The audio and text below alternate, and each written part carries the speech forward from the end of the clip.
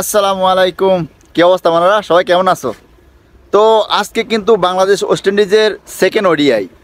বাংলাদেশ কি পারবে সিরিজ হারের লজ্জা থেকে বাঁচতে?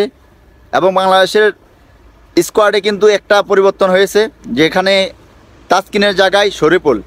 তো শরীফুলের যদি ক্যামিওটা একটু ভালো হয়, অবশ্যই যদি পেসাররা ভালো করতে পারে, ওয়েস্ট ইন্ডিজকে যদি নাকি 200 যদি ওয়েস্ট ইন্ডিজ ব্যাটিং হয়, ওয়েস্ট ইন্ডিজকে যদি 250-এর ভিতরে আউট করতে পারে, তাহলে কিন্তু বাংলাদেশের জয়ের মাত্রা একটু বেশি থাকবে।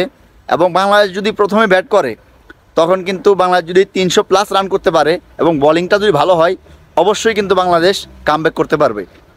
এবং আমরা কিন্তু আশাবাদী যে বাংলাদেশ কামব্যাক করবে এবং খুবই ভালোভাবে। বাংলাদেশের কামব্যাকটা দরকার, কারণ ওয়েস্ট ইন্ডিজের সাথে কিন্তু কখনো সিরিজ হারেনি বাংলাদেশ। বাংলাদেশ কি সেই লজ্জার হাত থেকে বাঁচতে পারবে? আপনার সবাই মতামত কি, সবাই একটু জানাবেন। এবং নাহিদ রানার গতি, শরীফুলের সুইং এবং তানজিম সাকিবের অ্যাগ্রাসনে যদি লাইগা যায়, অবশ্যই কিন্তু বাংলাদেশে একটা ভালো রেজাল্ট আসবে। তো আপনাদের মতামত কি? বাংলাদেশ কি পারবে জয় ছিনিয়ে আনতে? প্রথম ম্যাচটা কিন্তু অলরেডি হেরে গেছে।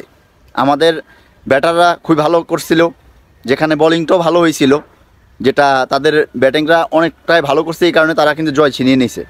যারা ভালো খেলবে, খেলাটা গেমটা এরকমই যে যারা ভালো খেলবে তারাই উইন হবে। তো আমরা আশাবাদী আমাদের বাংলাদেশ কামব্যাক করবে এবং ভালোভাবে কামব্যাক করবে। এবং ব্যাটাররা যদি একটু ভালো করে যাইতে পারে, সেই পিছনের যে ম্যাচটা ওটা কিন্তু অনেক ভালো খেলছে, যেখানে আমরা দেখছি ব্যাটাররা খুবই ভালো খেলছে। ব্যাড লাক যে ম্যাচটা জিততে পারিনি আমরা, তো ব্যাপার না, ইনশাল্লাহ আমরা আজকে কামব্যাক করব। তো সবাই খেলা দেখবেন এবং খেলার পর আবার আসবো ইনশাল্লাহ।